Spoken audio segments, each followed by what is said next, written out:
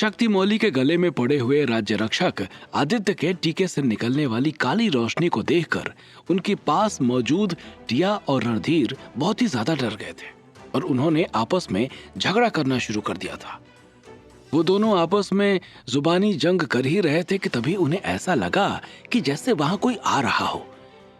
किसी के आने की आहट जानकर वो दोनों चुप हो गए थे। उनकी तरफ आने वाली शख्सियत दरवाजे पर पहुंच चुकी थी और उसने रणधीर के दरवाजे पर लगी हुई सांकल को खटखटा दिया था। सांकल के खटखटाए जाने पर रणधीर हिम्मत करके दरवाजे के पास पहुंच गया था और जब उसने दरवाजे के दरारों के बीच से झांक कर देखा तो उसके पैरों तले से जमीन खिसक गई थी। उसके चेहरे का बदला हुआ रंग देखकर टिया भी उसके पास आ गई थी। कौन है? टिया ने रणधीर से सवाल किया तो रणधीर ने जवाब ना देते हुए खुद ही उसे देखने का इशारा कर दिया था। रणधीर का इशारा पाकर जब टिया ने भी जब बाहर देखा तो उसका भी वही हाल हो गया था। दरवाजे पर उन दोनों के पिता खड़े हुए थे। इन्हें कैसे पता चला कि हम यहां हैं? कहीं तुमने तो नहीं बता दिया? रणधीर ने टिया की ओर देखते हुए कहा। पागल हो क्या रणधीर? मैं क्यों बताऊंगी? टिया ने रणधीर की तरफ देखकर फुसफुसाते हुए बोली। इतनी देर में रणधीर के पिता ने दोबारा सांकल खटखटा दी थी। रणधीर और रिया के पापा सिर्फ दरवाजे को खटखटा रहे थे। वो उन दोनों को आवाज नहीं दे रहे थे क्योंकि वो नहीं चाहते थे कि दरवाजा खोलने से पहले टिया और रणधीर को पता चल जाए कि वो वहां पर आ चुके हैं। अब हम क्या करेंगे? इसे कैसे छुपाएंगे? रणधीर ने दूर लेटे हुए शक्तिमौली की तरफ देखते हुए कहा। टिया को भी नहीं समझ आ रहा था कि वो आखिर में करे क्या। तभी उसके दिमाग में एक आइडिया गूंजा और वो रणधीर की ओर देखते हुए बोली, तुम अंदर जाकर छुप जाओ, मैं हैंडल करती हूं। टिया के इतना कहने पर रणधीर अंदर चला गया था और उसके जाने के बाद टिया ने दरवाजा खोल दिया था। अंकल आप और पापा आप दोनों इधर क्या कर रहे हैं? टिया ने बनावटी आश्चर्य जाहिर करते हुए कहा। मुझे तुम बताओ टिया कि तुम यहाँ क्या कर रही हो और रणधीर कहाँ है? रणधीर के पापा रणवीर प्रताप ने टिया की ओर देखते हुए कहा। अंकल वो नीचे गया है कुछ लाने के लिए, आता होगा। आप लोग यहाँ कैसे? टिया ने फिर से सवाल किया। अभी तक वो दरवाजे पर ही खड़ी थी।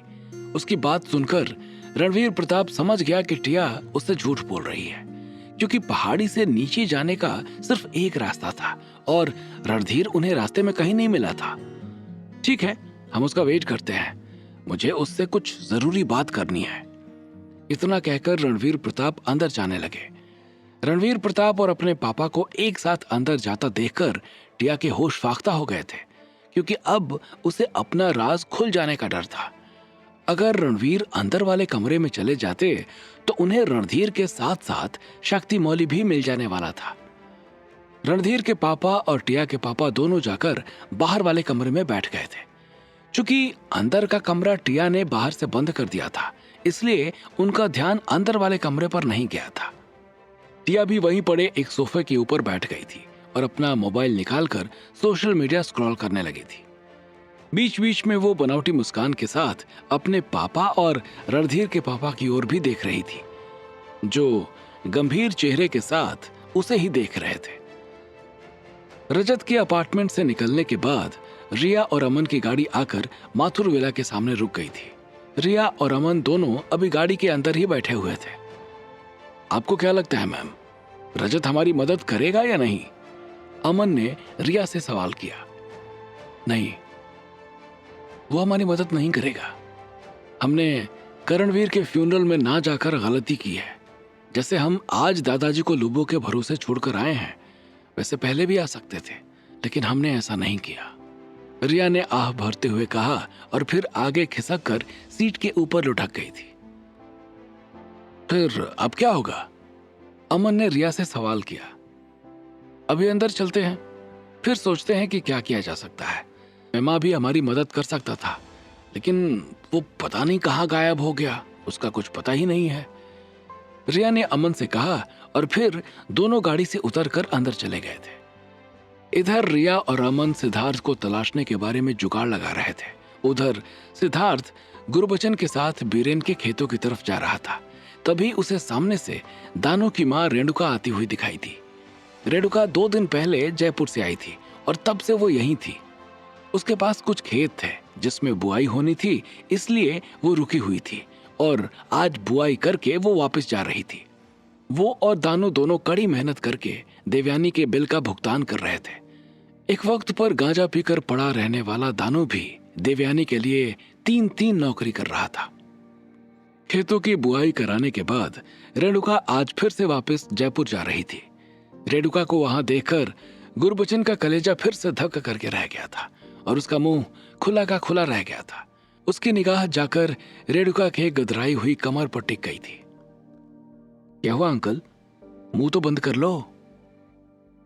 गुरबचन को एकटक रेणुका को निहारते देखकर सिद्धार्थ ने गुरबचन को टोकते हुए कहा और सिद्धार्थ के टोकने के बाद गुरबचन झेप सा गया था। उसने झट से अपनी निगाहें नीची कर ली थी। तब तक रेणुका उसके बगल से निकल गई थी। रेणुका ने गुरबचन की हरकत को नोट तो कर लिया था, लेकिन वो शायद बहुत जल्दी में थी, इसलिए उसने गुरबचन से कुछ कहा नहीं और वहां से निकल गई थी। क्या अंकल आप भी? इतना कहकर सिद्धार्थ गुरबचन से आगे निकल गया था। कुछ देर के बाद वो दोनों अभिमन्यु के खेतों के पास पहुंच गए थे। तभी सिद्धार्थ को वहां रांझना दिखाई पड़ी, जो अभिमन्यु के खेत के बगल में मौजूद एक दूसरे खेत से घास निकाल रही थी। सिद्धार्थ जल्दी जल्दी चलते हुए रांझना के पास पहुंच गया था। रांझना के गाल अभी अभी थप्पड़ों की वजह से लाल दिखाई दे रहे थे। रांझना का एक छोटा भाई भी था जो आज उसके साथ वहीं बैठा हुआ था। सिद्धार्थ जाकर उसके बगल में बैठ गया और बोला, आई एम सॉरी बेटा। सिद्धार्थ को लग रहा था कि रांझना को उसकी वजह से मार पड़ी है।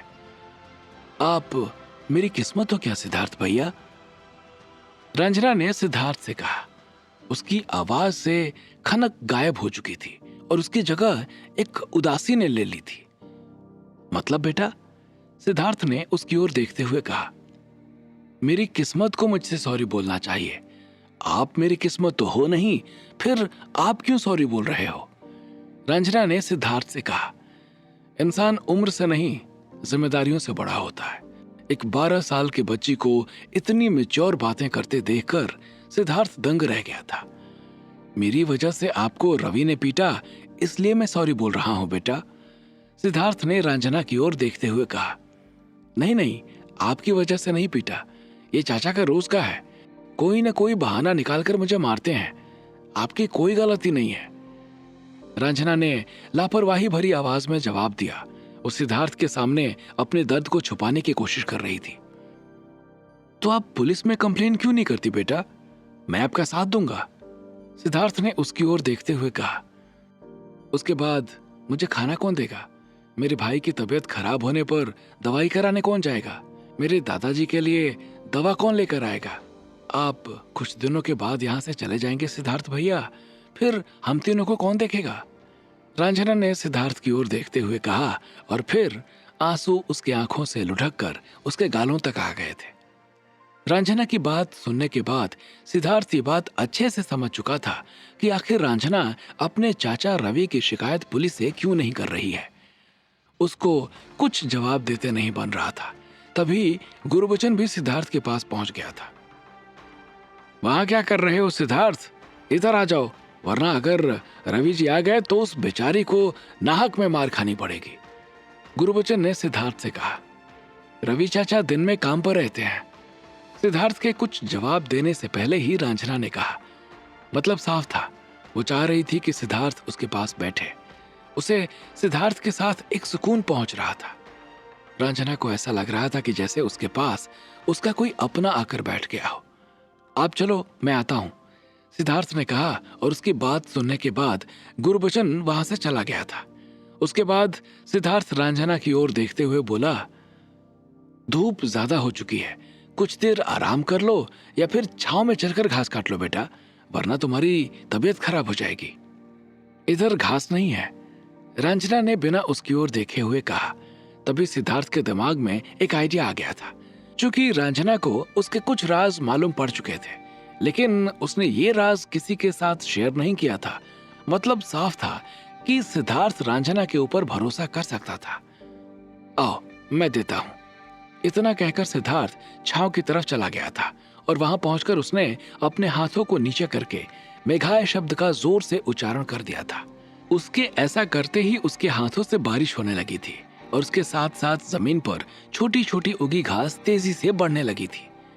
रंजना का भाई तो दूर बैठा खेल रहा था, इसलिए उसे तो इस चीज से कोई मतलब नहीं था, लेकिन सिद्धार्थ के हाथों से बारिश होते देखकर रंजना के होश उड़ चुके थे। ये कैसे कर रहे हैं आप? रंजना ने चिल्लाते हुए कहा तो सिद्धार्थ ने उसका मुंह पकड़ लिया था। उसके बाद मैं बताता हूं कहकर रंजना को घास काटने का इशारा कर दिया था। कुछ ही देर के अंदर रंजना की घास की डलियां भर गई थी और फिर वो अपने भाई के साथ वहां से निकल गई थी। उसके चेहरे का दर्द गायब हो चुका था और सिद्धार्थ उसे जाते हुए देख रहा था। उसे ऐसा एहसास हो रहा था कि शायद उसने पहली बार अपने शक्तियों का असली यूज किया है। इधर सिद्धार्थ रंजना की मुश्किल आसान कर रहा था और उधर सिद्धार्थ की कोई खबर ना मिलने से परेशान रिया सोफे पर बैठी हुई कुछ सोच रही थी। तभी उसके बगल में रखा हुआ इंटरकॉम बजा। वहां मौजूद उनके नौकर गोली ने दौड़कर इंटरकॉम उठाया। इंटरकॉम गेट के सिक्योरिटी गार्ड ने किया था। हाँ बोलो, गोली ने कहा और फिर उधर से कुछ आवाज आई। ठीक है, मैं मैडम से पूछकर बताता हूँ। इतना कहकर गोली ने इंटरकॉम होल्ड कर दिया था। मैडम, सिद्धार्थ जी के गांव के मुखिया हरमन सिंह आए हैं और आपसे मिलना चाहते हैं। क्या बोलूं? गोली के मुंह से हरमन सिंह का नाम सुनकर रिया के चेहरे पर खुशी की लहर दौड़ गई थी। उसे लग रहा था कि शायद भगवान ने उसके लिए कोई रास्ता सुझा दिया है, लेकिन वो इस बात से बिल्कुल अनजान थी कि वहां आया हुआ व्यक्ति हरमन सिंह नहीं बल्कि अधूता था, जो सिद्धार्थ का पता लगाने के लिए वहां आया हुआ था।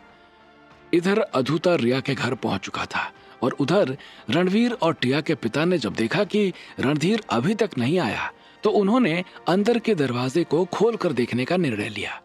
टिया के रोकने के बावजूद वो दोनों दरवाजा खोलकर अंदर चले गए थे और टिया भी उनके पीछे पीछे चली गई थी।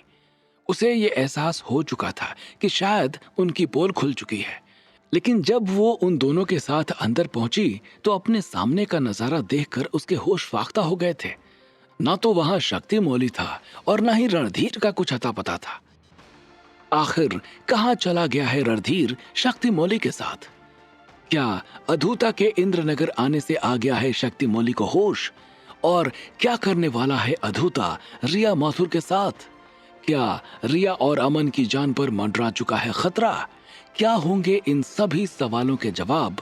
हमें कमेंट करके जरूर बताएं और आगे की कहानी जानने के लिए सुनते रहिए भूमिपुत्र सिर्फ पॉकेट